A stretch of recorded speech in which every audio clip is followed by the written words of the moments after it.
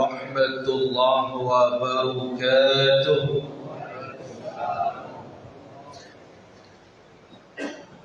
إن الحمد لله نحمده ونستعينه ونستغفره ونعوذ بالله من شرور أنفسنا ومن سيئات أعمالنا. من يهده الله فلا مضل له ومن يضلل فلا هادي له. أشهد أن لا إله إلا الله وحده لا شريك له وأشهد أن نبينا محمدا عبده ورسوله. يا أيها الذين آمنوا اتقوا الله حق تقاته ولا تموتن إلا وأنتم مسلمون.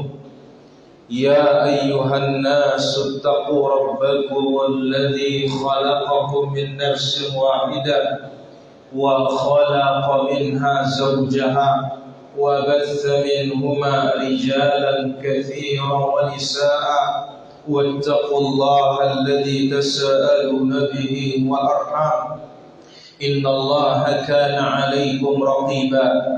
يا أيها الذين آمنوا اتقوا الله وقولوا قولا سديدا يصلح لكم أعمالكم ويغفر لكم ذنوبكم ومن يطع الله ورسوله فقد فاز فوزا عظيما. أما بعد فإن أفضل الكلام كلام الله وخير الهدي هدي المصطفى محمد صلى الله عليه وسلم وشر الأمور محدثاتها وكل محدثة بدعة وكل بدعة ضلالة وكل ضلالة في النار. أيها الحاضرون, para jamaah kaum muslimin wal muslimat rahimani wa rahimakumullah. Ibu-ibu, bapak-bapak, sehat tepeh labuke. Alhamdulillah. Maka nikmat niki manfaatkan sebaik-baiknya. Igtanim khamsan qabla khamsin. Manfaatkan yang 5 sebelum datang yang 5. Salah satunya nikmat sehat sebelum datang sakit. Jelas, Bu? Apa yang jelas? Kalau kita nikmat, kalau kita nikmat, bagus kejaptan. No, bagus kejap dulu ka. Biar nenggetu ya, manfaatkan nikmat sehat untuk dipakai ibadah sebelum datang sakit. Jelas, Bu? Apa?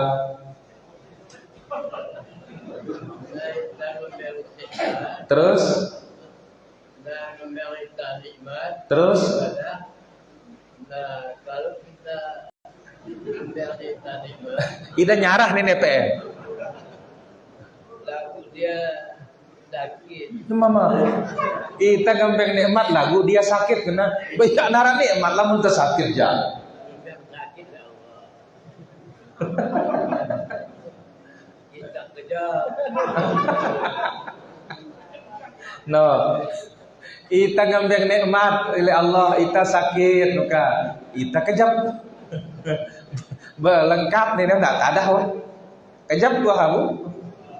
Ya, sehat ini manfaatkan untuk ibadah sebelum datang sakit. Karena kalau kita sakit tidak bisa berbuat apa-apa kita ginu rasu ya boleh tak? Bahkan makan pun tidak enak. Baik para hadirin rahmatullah azza wa jalla.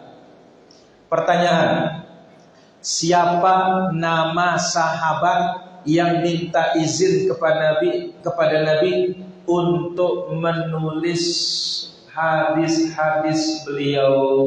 Siapa nama sahabat yang minta izin untuk menulis hadis-hadis beliau pada pertemuan yang telah lalu? Oke, Pak Udar.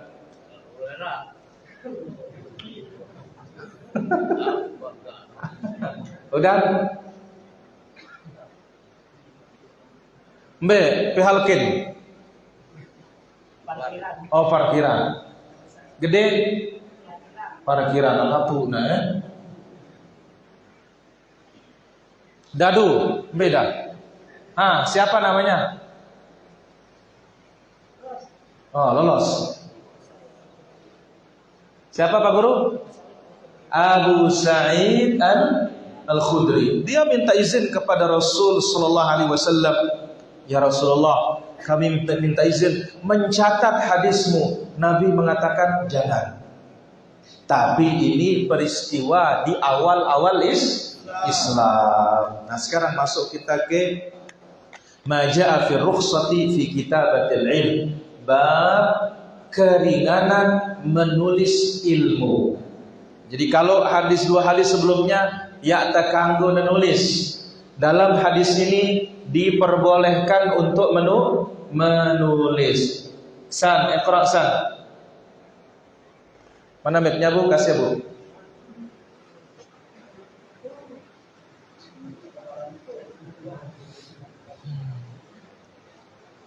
Sabar ibu-ibu, kah hujan niki alhamdulillah. Allahumma shayban nafi'an.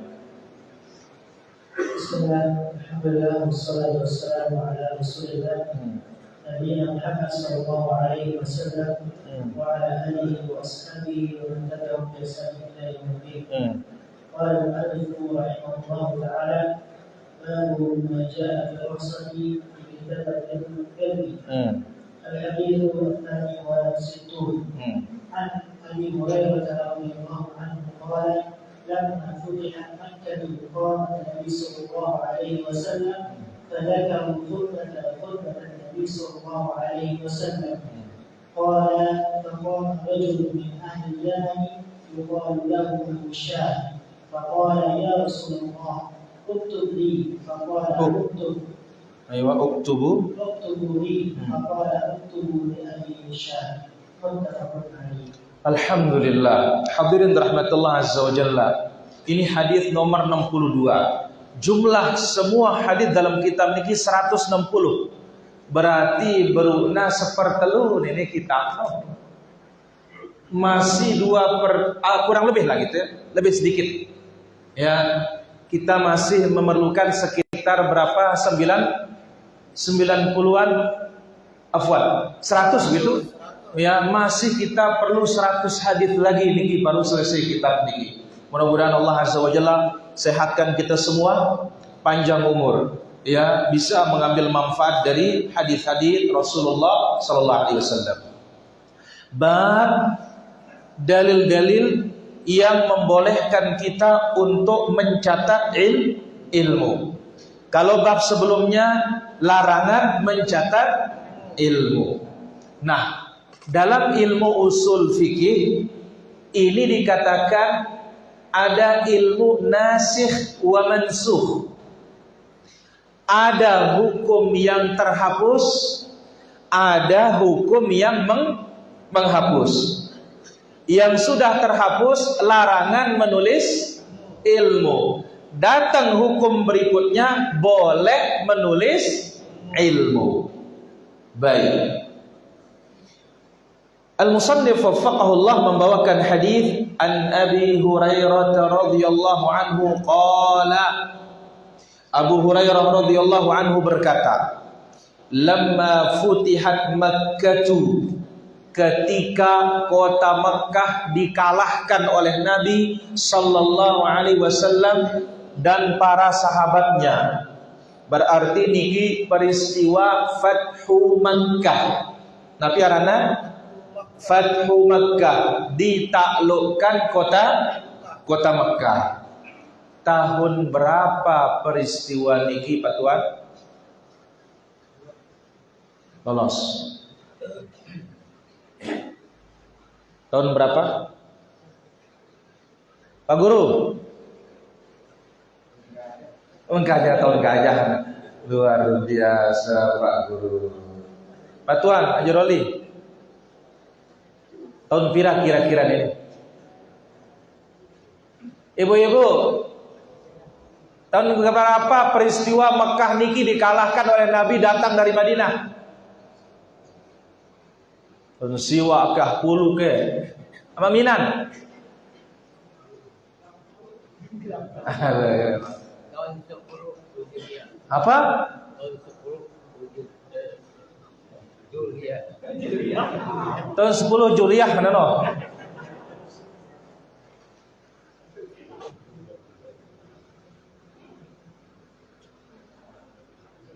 Sepuluh Juliah. Babu burung pilih ini. Hah? Apa? 5 Hijriah. Arombo kening doh. Dengan sembalun, tidak dengan gobang. Hah?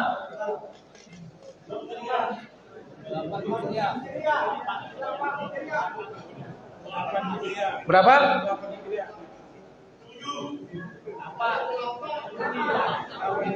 Tahun berapa? Yakin? Patuan? Yakin ya, Pe?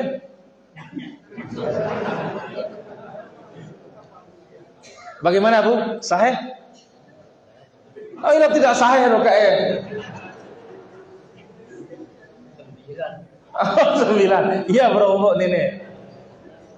Baik, sahih itu tahun 8 Hijriah. Di sana peristiwa Mekah niki dikalahkan oleh kaum muslimin.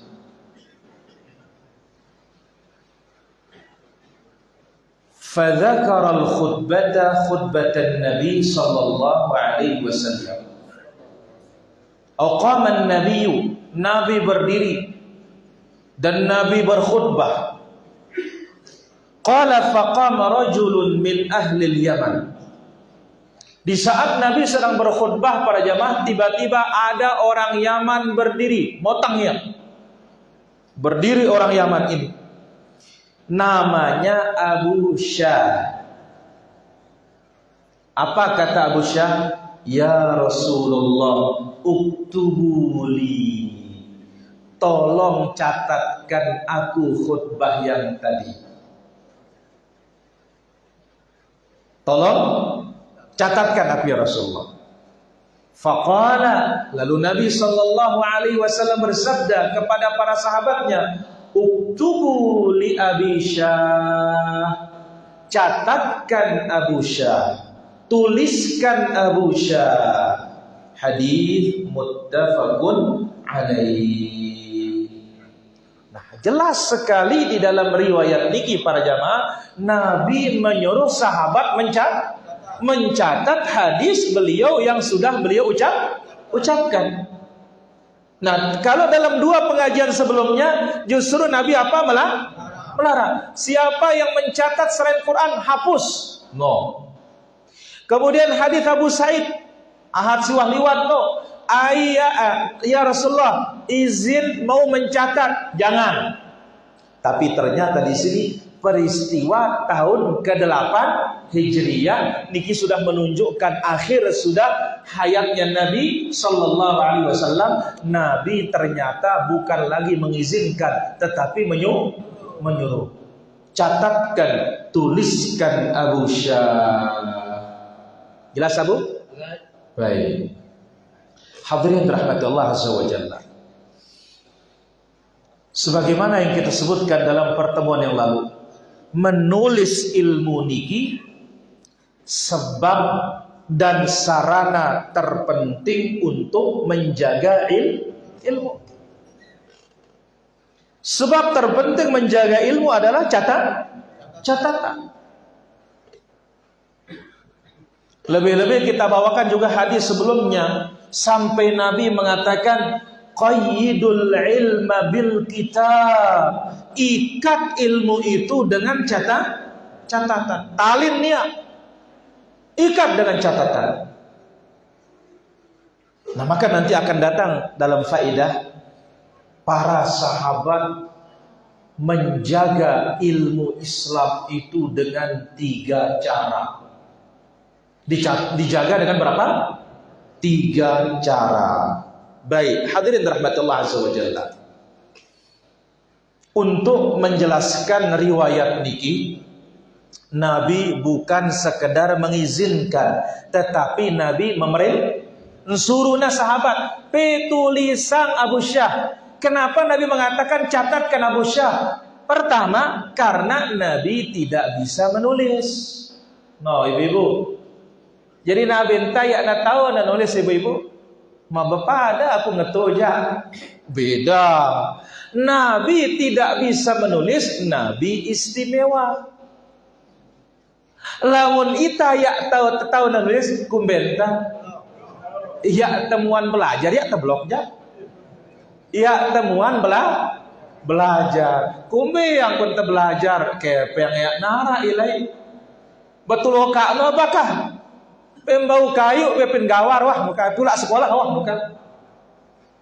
Kah pen bangkat no lawan pembeli kalau Malaysia muka benak tadah. Beda. Jadi Nabi SAW tidak menulis, tidak menghitung. Kita tidak menulis, tidak menghitung. Beda. Kalau Nabi tidak menulis, tidak menghitung, istimewa. Kalau kita kekurangan. Tidak bisa nulis, tidak bisa membaca, tidak bisa menghitung, tidak bisa menghitung. Ini adalah kekurangan.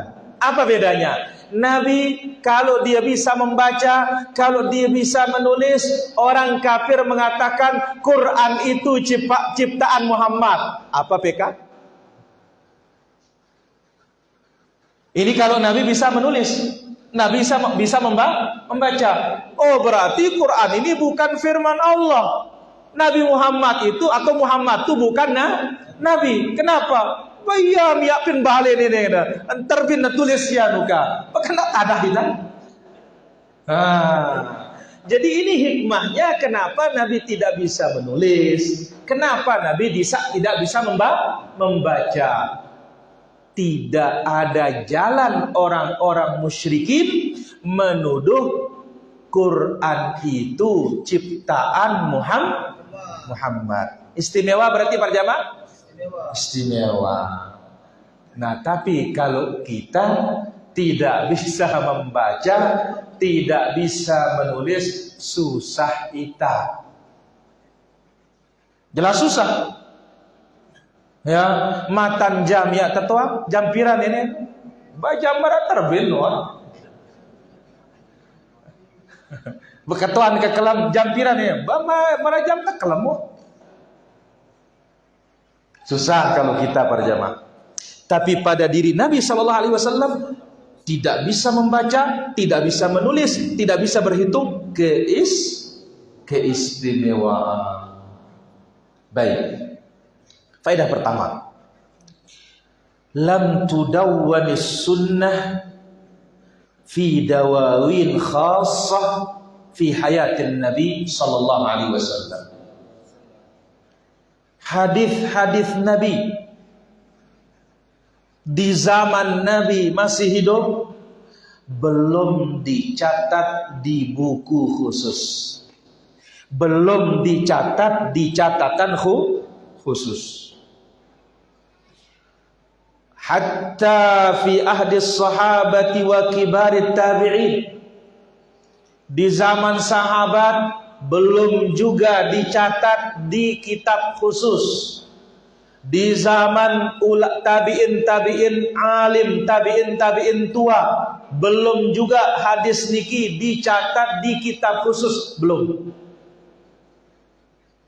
Berbeda dengan Al-Quran. Kalau Al-Quran sejak awal sudah ada tukang catat. Sudah ada tukang.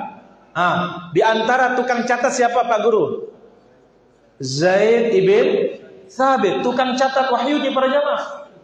Siapa? Zaid ibn Thabit.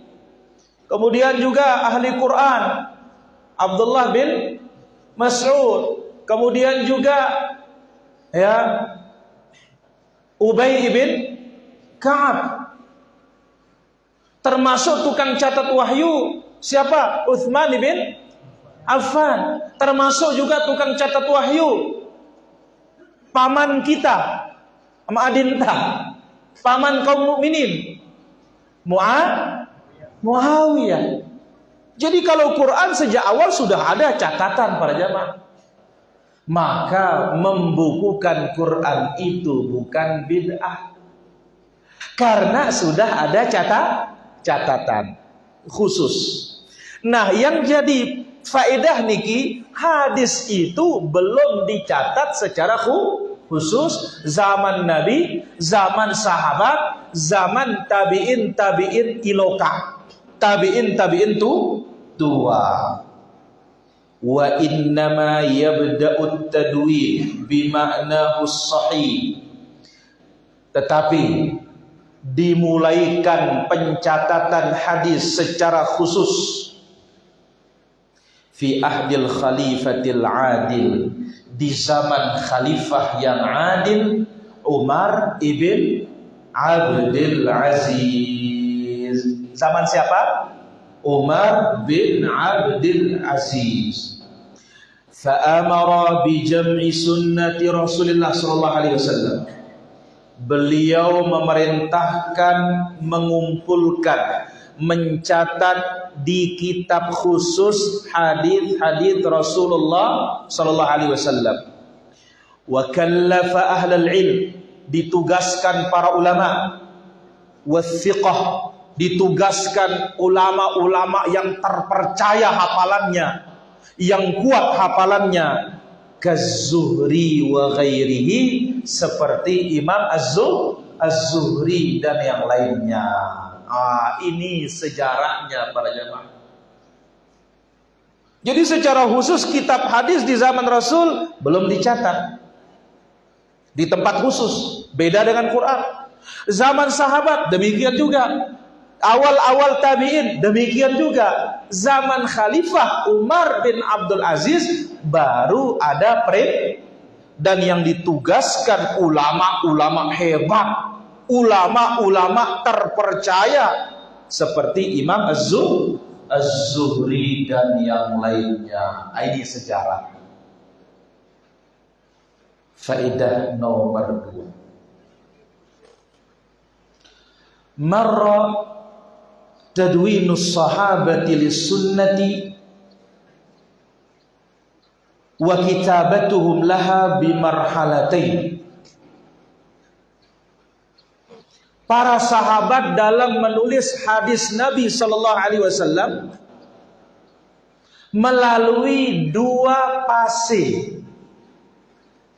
Ya, ada dua keadaan yang dilalui oleh sahabat dalam menulis hadis ini para jemaah. Karena tadi kita awali mencatat ilmu sebab terpenting menjaga ilmu. Nah, sahabat menulis hadis, kalau Quran ya taulah bicaraannya sudah pasti, sudah itu. Ya, sudah pasti. Ya, sampai Nabi mengatakan, ya, atau disebut oleh sahabat, nahan Nabi sallallahu alaihi wasallam an yusafira bil mushafi ila ardil adu. Nabi melarang membawa mushaf berangkat ke negeri musuh. No, balak nita isi nabinta kak pe jauh Quran lalu tiba negeri musuh Islam. Kenapa? Nanti Qurannya dihinakan, atau kalau tidak dia yang akan disiksa. Oh, Muslim nene. Ya, misalkan tanya, Muslim apa tidak?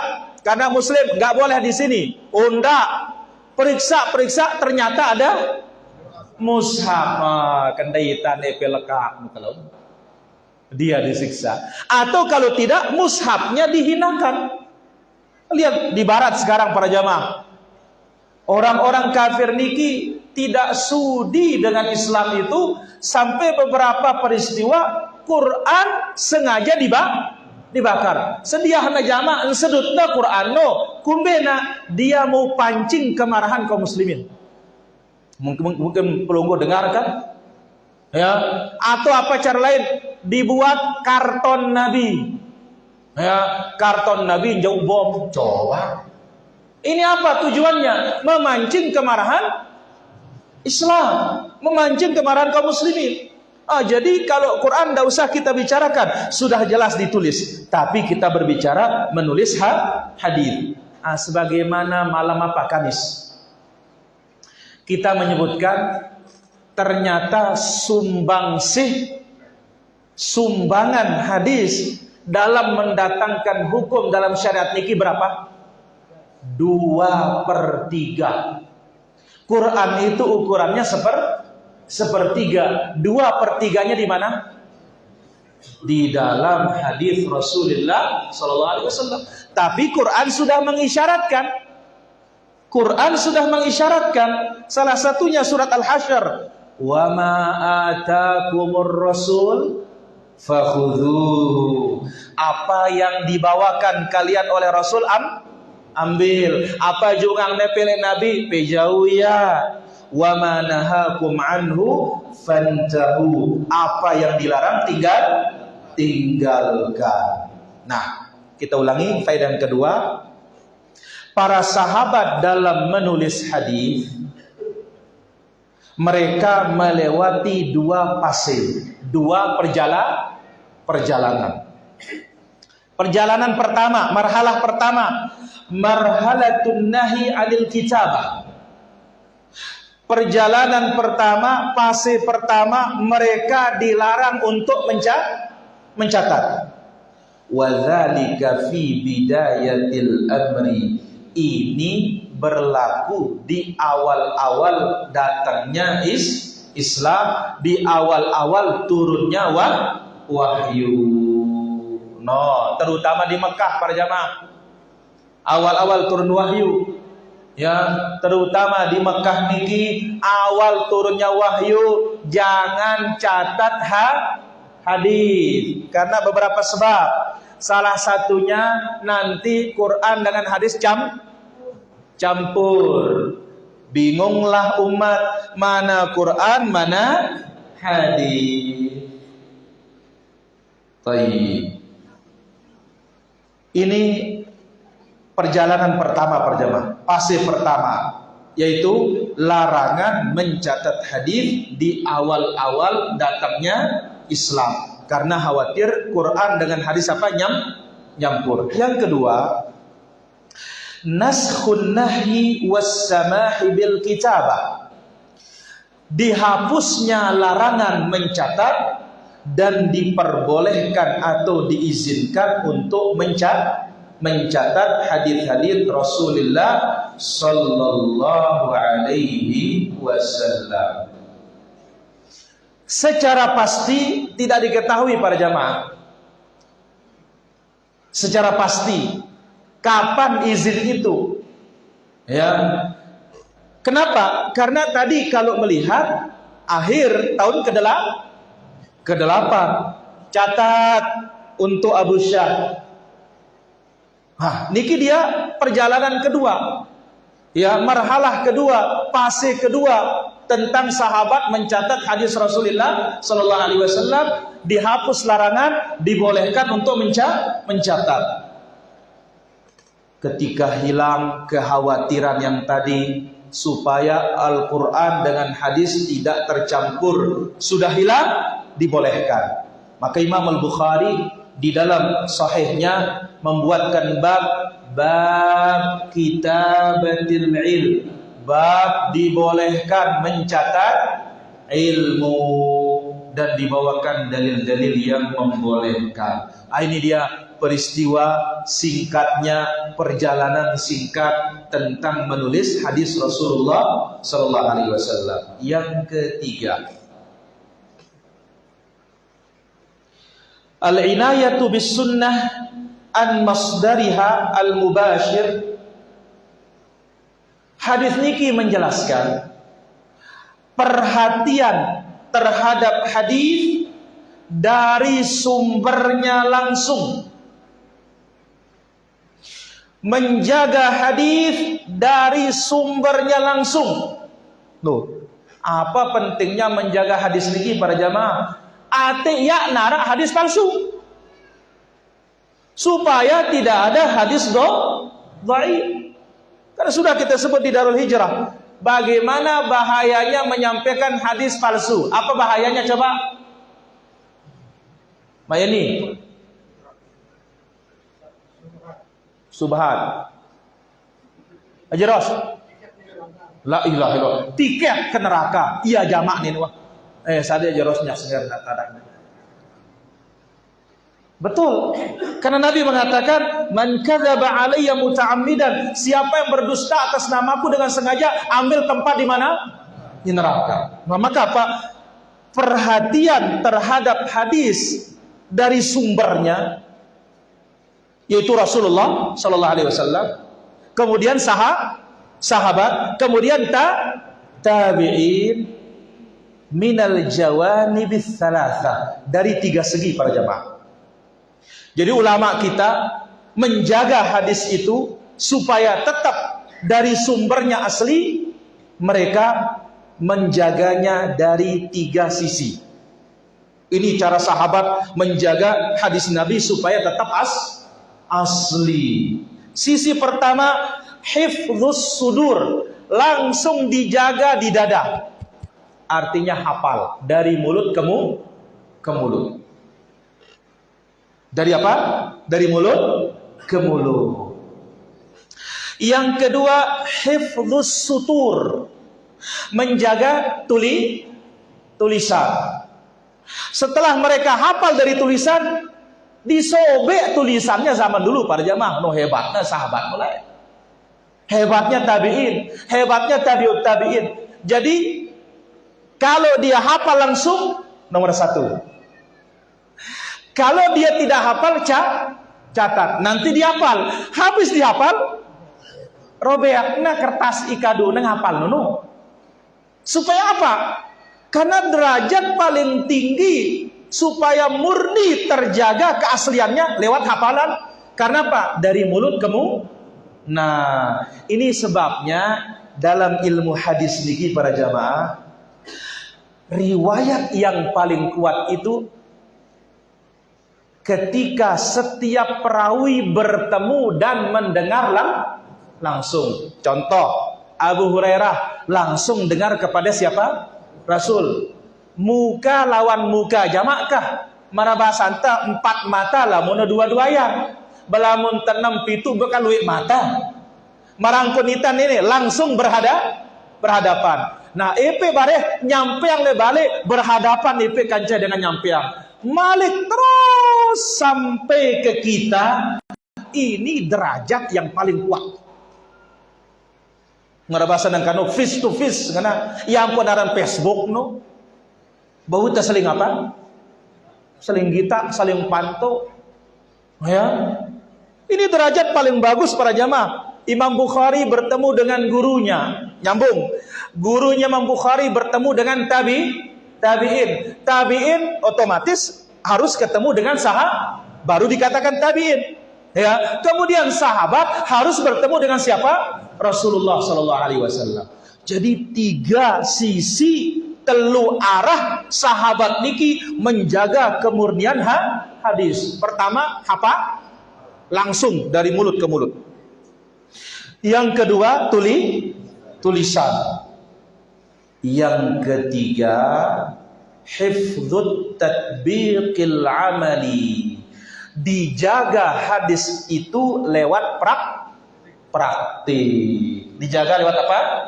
Praktik. Dijaga dengan hati mereka, dijaga juga dengan anggota badan mereka. Mereka praktikkan siang maupun malam.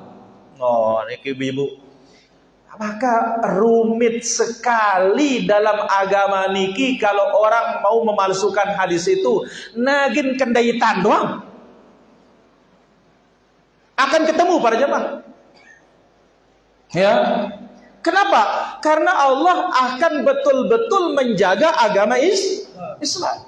Akan dijaga keasliannya, kemurniannya. Bagaimana tidak? Quran mutawatir. Riwayatnya mutawatir. Hadis Nabi Shallallahu Alaihi Wasallam ada yang mutawatir, ada yang tidak mutawatir. Nah, yang tidak mutawatir punya syarat diterima hadis itu. Nah, cara menjaganya inilah dia. Dihafal, diterima dari mulut ke mulut. Ya, maka itu sebabnya kitab yang paling sahih di dunia niki setelah Quran apa? Apa ibu? Sahih. Niki kita paling sahih di dunia. Ya nara wah ilai. Pepeta pitu kemis yang lagi kendaitan. Tidak akan ketemu. Kenapa? Salah satu syarat Imam Bukhari, perawinya itu sezaman dan bertemu dengan guru. Bertemu. Haruslah kedai. Tidak bisa sezaman saja, harus ketemu. Kalau Imam Muslim agak turun syaratnya, sezaman dan mungkin bertemu. Kalau Imam Bukhari harus sezaman, kedai langsung.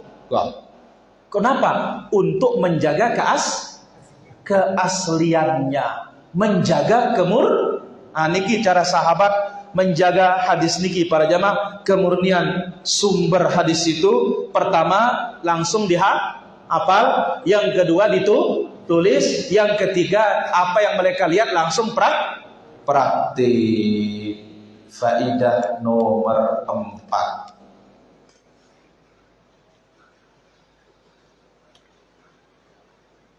Mungkin pelunggu dia tuah dengar getenya. Ini apa dengarnya? Ya, inilah dia. Maka tiang pun mungkin 2 hari tiang kumpulkan niki para jamaah. Ya, bagaimana merenung baca. Ternyata luar biasa. Tidak heran kalau Jabir bin Abdullah dari Madinah ke negeri Syam berjalan 1 bulan dapat hadis dek tabangak. Kenapa? Dia tidak mau menerima hadis itu hanya peran nelena apa? Langsung mendengar. Misalkan itu le bongkot. Ketimbang kita le bawa nggih. Angetin kat ustaz nukan, ali aku puas ku turun doang, ku dengar doang langsung. Kan berbeda para jemaah. Lamun sampai tini sang narak ke perombo saya 2. Tapi kalau langsung mendengar, pas. Tidak heran para jemaah. Maka tidak heran juga Imam Al-Bukhari berjalan sekitar 14.000 kilometer. Ibu-ibu, 14 iu. 14.000 dia berjalan mengumpulkan hadis Rasulullah Sallallahu Alaihi Wasallam. 14.000. Sehingga beliau mengatakan, aku ringkas Sahih Al-Bukhari ini, Sahihku ini, kitabku ini dari 600.000 hadis. Berapa? Dari 600.000 hadis. Dan setiap dia akan menulis judul hadis, dia istikharah salat 2 rakaat baru dia tulis. Minta petunjuk kepada Allah. Ya, sahihkah hadis ini ya Rasulullah? Ya Allah, sahihkah hadis ini ya Allah? Padahal apa? Sudah bertemu dengan guru-gurunya yang terpercaya.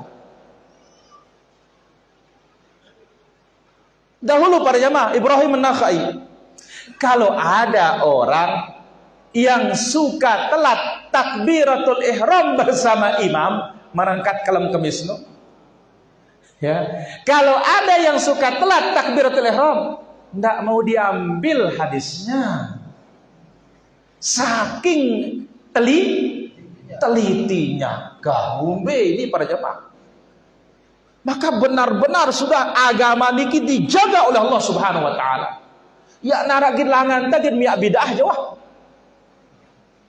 Kenapa? Sampai orang telat takbiratul ihram, mau ya rakaat pertama, lalu yang telat takbiratul ihram tidak diambil ilmunya. Nah, ini dia para jamaah. Jadi kita katakan para hadirin, benar-benar hadis niki terjaga sebagaimana Quran juga terjaga. Faidah yang nomor 4. Laqad azina an-nabiy sallallahu alaihi wasallam fi kitabatil hadis. Nabi kita sallallahu alaihi wasallam telah mengizinkan menulis hadis. Hatta balagha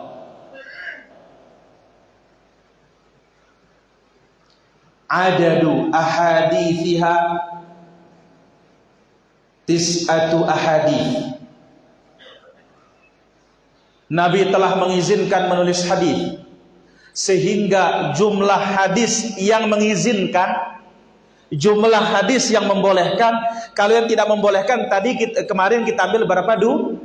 Dua.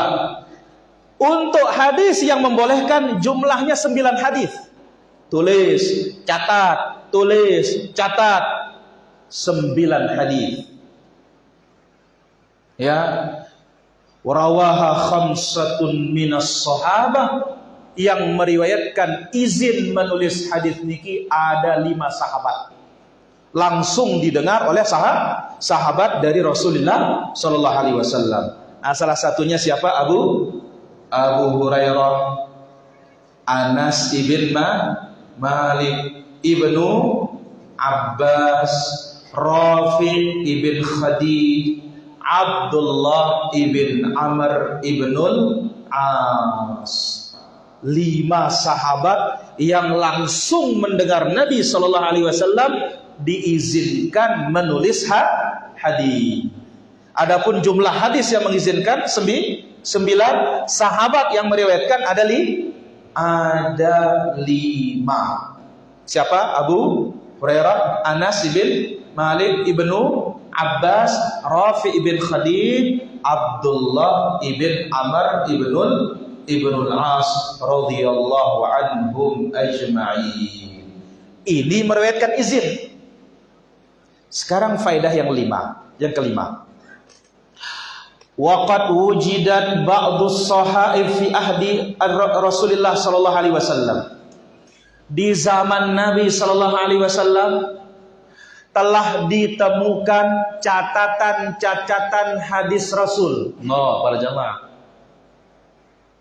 Telah ditemukan di zaman Rasul catatan-catatan sahabat yang mencatat hadis Rasulullah Sallallahu Alaihi Wasallam. Berarti apa? Boleh. Andai kata tidak boleh mencatat hadis, tidak mungkin ketemu catatan. Dan mungkin kedai. Jadi telah ditemukan dari sebagian sahabat di zaman Rasul Sallallahu Alaihi Wasallam catatan hadis. Haitsu adzina lahumun nabi sallallahu alaihi wasallam fi dzalik. Ini menunjukkan Nabi mengizinkan sahabat. Nah, marangkat tangone ini ke arah tulisan lamun yak nangembek izin. Ini apa ya? Tidak mungkin.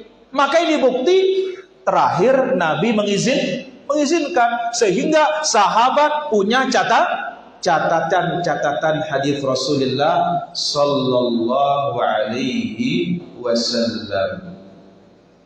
Sehingga dikatakan para jamaah, waqad dzakara adadahu 12 sahifah wa kitab. Jumlah catatan sahabat itu, jumlah kitab hadis catatan sahabat itu ada 12 kitab. Ada berapa? 12 kitab. Kalau hadis yang mengizinkan tadi berapa hadis? 9. Sahabat yang meriwayatkan 5. Nah, kalau catatan sahabat sendiri terhadap hadis Rasul yang isinya hukum, yang isinya adalah tauhid, yang isinya tentang iman, jumlahnya dihitung oleh para ulama ada 12 kitab. Bahkan Syekh Al-Mustafa Al-A'zami rahimahullah ta'ala sampai mencatat sekitar 52 kitab. Berarti apa? Banyak sahabat yang menulis. Ini bukti bahwasanya ada izin dari Rasulullah Sallallahu Alaihi Wasallam. Berarti apa para jamaah? Izin menulis itu ada 2 bentuk. Satu lisan, yang kedua praktik praktik para sahabat sampai dihitung jumlahnya paling kecil berapa tadi? 12 kitab yang telah dicatat oleh sahabat yang isinya apa? Hadis-hadis Rasulullah sallallahu alaihi wasallam. Jelas sekali lagi para jamaah. Mudah-mudahan jelas. Ingat, intinya adalah mencatat adalah sarana paling penting menjaga ilmu. Salah satunya adalah mencatat hadis. Bahkan para sahabat menjagakan kita kemurnian sunnah itu dengan berapa cara? 3. 1 hafal, 2 tulisan, 3 praktik. Maka tidak akan ada keraguan ya tentang hadis-hadis Rasulullah sallallahu alaihi wasallam. Demikian para hadirin yang dimuliakan oleh Allah Subhanahu wa taala. Ya, mudah-mudahan niki bermanfaat bagi kita. Minimal wahai pendengar ya. Ya ta marabasa anu niki ya ta buta lalu kah? Oh, ternyata inilah ya peristiwa dalam Islam. Sampailah kepada kita kitab-kitab hadis Bukhari, Muslim, Abu Daud, Tirmizi, Nasai, Ibnu Majah. Semuanya dasarnya mereka hafal semua. Hafal. Tapi apa? Khawatir di akhir zaman hilang. Apalagi semangat di akhir zaman berkurang. Lu anak ta mundur sekolah ya na boleh ku ngapal na bukan. Banyak yang mundur dari tahfizul Quran. Bapak, mami, ya na boleh ku ngapal bukan. Nah, itulah sebabnya jalan keluarnya adanya catatan dan tulisan. Demikian para hadirin, semoga apa yang kita ambil niki bermanfaat. Niki baru satu hadis ya, masih ada sekitar 4 hadis niki ya. Mudah-mudahan Allah Subhanahu wa taala berikan kita taufik. Sallallahu ala nabiyina Muhammad walhamdulillahi rabbil alamin. Kalau ada pertanyaan kami silakan. Sila dulu bertanya. Jamaah sembalo juga terdengar EP dulu. AEP. Aziz, atihil mic. Nah, ulangi nanti dengar si batur nih. Masya Allah, barakallahu fiik. Adakah keutamaan menghafal hadis? Karena sampun kita dengar kalau Al-Quran jangankan menghafal, membaca satu huruf 10 pahala. Adakah keutamaan menghafal hadis? Sangat ada. Di antaranya Nabi sallallahu alaihi wasallam bersabda, "Naddarallahu imra'an sami'a maqalati fawa'aha." Allah jadikan berseri-seri wajah seseorang yang mendengar hadisku dan menghafalnya. Maka para jamaah, wajahnya ahlul hadis itu rata-rata cerah ceria, ajeneng gagah. Kenapa? Karena dia menghafal hadisnya Rasulullah sallallahu alaihi wasallam. Belum lagi kita dapat pahala dari mengamalkan. Cuma membacanya segi huruf kita tidak dapat pahala. Dapat kita pahala dari bersolawat. Maka ahlul hadis itu para jamaah, orang yang terus belajar hadis itu, mencatat, menulis, membaca hadis itu, orang yang paling dekat dengan Rasul tempatnya duduk hari kiamat. Gin ya tagin melihat ini arapat kalau lanta tokol pin Nabi, berarti apa? Surga kita luar biasa. Aqrabukum minni majlisan yaumal qiyamati aktsarukum alayya salatan. Orang yang paling dekat tempat duduknya denganku hari kiamat, yang paling banyak salawatnya. Siapa yang bisa banyak salawatnya? Orang yang menyibukkan diri dengan hadis. Karena keding-keding Rasulullah sallallahu alaihi wasallam, Muhammad sallallahu alaihi wasallam, Nabi sallallahu alaihi wasallam. Maka orang pelit kalau nama Nabi disebut dia tidak bersolawat. Hadis lain mengatakan, ayai barang siapa namaku disebut lantas dia lupa bersolawat, alabangna selawat no. Ya lebang salawat itu lupa nah. maka salah jalannya masuk surga. Kak kumbing. Siapa yang namaku disebut lantas lupa bersolawat, salah jalurnya masuk surga. Nadi, lamun salah pin dunia no bau tertulak. Tapi kalau salah di akhirat, mbelo petulak pin neraka. Tak terani. Masya Allah. Jadi luar biasa keutamaannya menghafal hadis Rasulullah sallallahu alaihi wasallam. Baik. Insya Allah rata-rata banyak hafalan kita. Mana buktinya? Salat ngadu hadis doang nono PM. Mungkin zikir kurang banyak. Hukum-hukum mungkin kurang banyak. Tapi dalam praktik sholat, dari awal praktik wudu, hadis doang nono apal pe. Asal wudunya sesuai dengan sunnah, asal sholatnya sesuai dengan sunnah. Berarti apa? Sesuai dengan hadis Rasulullah Sallallahu Alaihi Wasallam. Allah Taala wa'ala.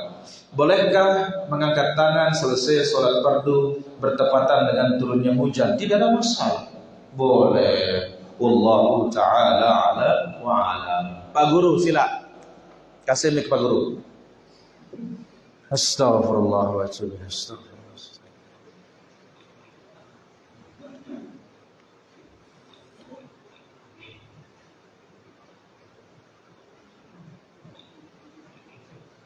Satu tes. Nah, nama.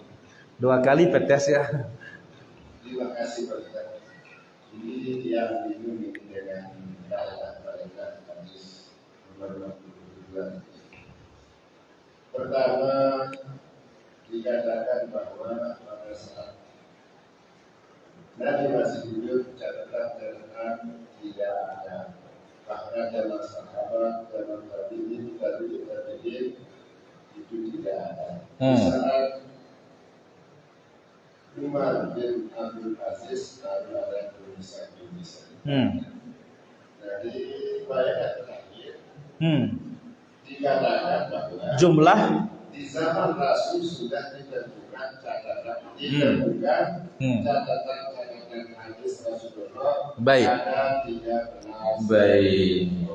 Jadi sepertinya dipahami kok bertentangan. Jawaban tidak bertentangan. Karena tadi kita sebut di awal, mencatat hadis secara khusus seperti Sahih Bukhari, seperti Sahih Muslim, itu yang nggak ada. Jadi sifatnya di zaman Nabi itu hanya satu masalah, hanya 2 masalah. Maka jumlahnya tidak berurutan. Kalau Sahih Bukhari mulai dari awal permulaan wahyu, kemudian Kitabul Iman, kemudian datang berikutnya Kitabul Ilm, atau Al-Imam Abu Dawud Kitabut Taharah, Kitabus Salah, Kitabus Siyam, Kitabuz Zakat, Kitabul Hajj, Kitabul Muamalat. Yang seperti ini belum ada. Jelas Pak Guru? Wallahu ta'ala ala wa ala. Baik, ada lagi pertanyaan jamaah? Kah, gobang dulu. Izin boleh Ustaz? Ya. 1 ya. Ya. Saya dulu bareh marek terpancing ya. Tenggita kualitasnya saya ini dulu. Seperti kita yang boleh mohon maaf, boleh kita minta guru kita untuk minta buku supaya ada kita baca, kita amalkan. Supaya ada kita baca. Buku sudah diterbitkan. Nah, tinggal kita yang mempelajarinya. Jelas Sobat? Alhamdulillah. 2 Kak. Ustaz, barang siapa yang berdua atas nama silakan ambil tempat di neraka. Tapi kita tidak bertanya neraka ya Ustaz. Kita bertanya surga. Kan di surga itu makanan enak-enak Ustaz, semuanya enak. Kalau kita makan kikil, kalau nabu saya, kalau kita makan ya Ustaz. Oh, ayo balas nenek. Soalnya kelam kemisno abau kekinta mas surga marapun gopang beli awakna. Nah, nanti kalau di surga lamu tengah kelem kikil luka kan lihat. Bau kali nengakannya si Abu Sayyaf ya wah jadi narak gigina luka. Oh bang, hari kiamat sudah berubah. Umur saja yang namanya tua, tetapi badannya kembali Berapa umur manusia saat masuk surga? Antara 30 sampai 33. Dan tidak ada yang punya jenggot yang lebat, tipis semuanya para jamaah. Itu sebabnya datang seorang wanita kepada Nabi SAW, lokak ini ibu-ibu, tua. Ya Rasulullah, doakan aku supaya bisa masuk surga. Nabi mengatakan tidak ada orang tua masuk surga, bukan? Jadi ilaku pin Nabi ini loka. Nabi menjawab, ya narak tu loka ginta masuk surga, bukan? Nangis dia boleh. Nangis dia pulang. Kenapa? Karena kalau sudah masuk surga, yang tua berubah menjadi muda. Jadi dedek khawatiran abu saya agir lelah ngakan kikil. Maka ya narak gigin batu seluruh bede aja. Balik numpuk dah doang kita masuk surga ini. Ya, tenang abu. Jelas abu? Jelas? Alhamdulillah. Kah, Abu Karim.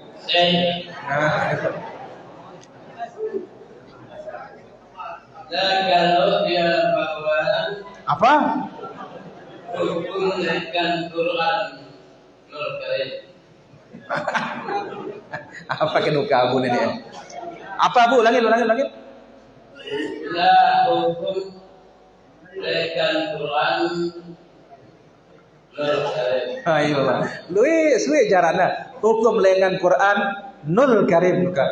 Quranul Karim. Quranul Karim. Masya Allah. Nah, dari ansi ini duluan ya keluar ke Quran. Oh. Mana duluan keluar katanya Quran kah atau hadis? Quran duluan. Jelas Abu? Wallahu ta'ala. Karena dia wahyu derajatnya yang paling atas. Setelah itu baru hadis kudusi segi derajat. Setelah itu baru hadis nabawi. Lanjut Abu? Lanjut. Nah, seperti yang kau tahu. Nah, apakah dia lagi medan kedua? Nah, lagu tidak mampu. Oh. Apakah yang digantung ini? Apa? Kau ngerti duka sebenarnya ke ibu. Gobang mele sawan duha. Lagu yang nak bau lekna akhirnya apa? Gantung lekna. Matilah dia. Angku nang gantung lek ini mati bangkang ke tempat sesat. Dah dua nah. Loh kenapa para jamaah? Tidak ada dalam Islam mengizinkan kita bunuh diri. Tidak ada. Tidak ada. Bahkan Nabi mengancam, man qatala nafsahu bihadidatin, siapa yang membunuh dirinya dengan besi, misalkan tusuk nalekna, maka udziba biha ila yaumil qiyamah, Allah akan siksa dia dengan besi itu sampai hari kiamat, sejak dia masuk di dalam kuburnya. Demikian juga yang menegur racun, Allah siksa dia dari dalam kubur sampai hari kiamat dengan tegukan racun tersebut. Jelas Abu? Lanjut ya. Apakah janji kalau tidak berilmu janji nanti di hari kiamat, kalau dia nanti dia berilmu dia. Iya. Apa kenukan ini? Ndak man dulu. Kadang-kali nepas-pas isi. Kalau dia berilmu dia atau bertauhid belum dia nanti. Nah, betul. Apakah tidak bertauhid dia apa anunya dalam kuburan ini? Anu napa julun ini? Jaminan kepin fungsi. Apa dia dapat? Oh. Kalau tidak bertauhid, Tidak bertauhid. terus Kalau dia bertauhid dia dapat benar di dalam kubur. oh, jadi terang dukun kuburan, dia dapat benar bukan? Dia dapat benar pen kuburnya, artinya terang pen kuburan. Lamun bertauhid, lamun ya ada bertauhid ya apa ke? Benar apa pak? Ya jelas, Abu.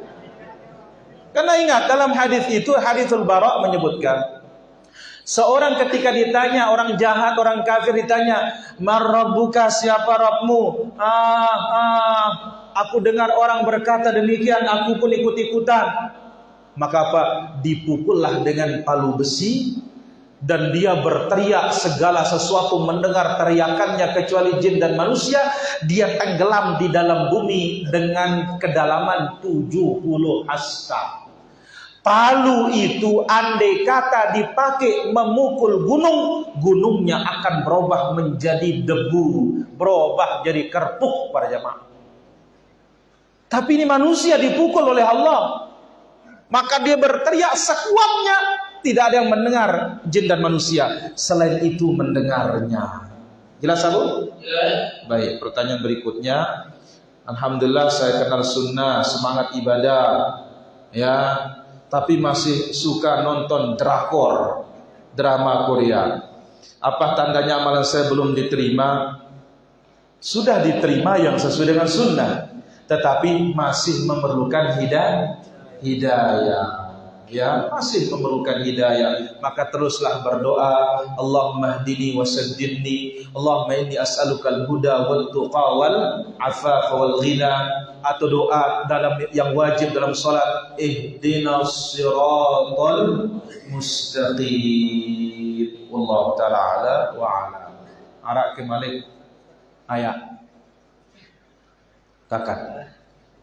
Apakah mushaf Al-Quran yang saat ini sama di zaman Rasulullah? Baik, apakah mushaf yang ada zaman ini sama dengan di zaman Rasul sallallahu alaihi wasallam?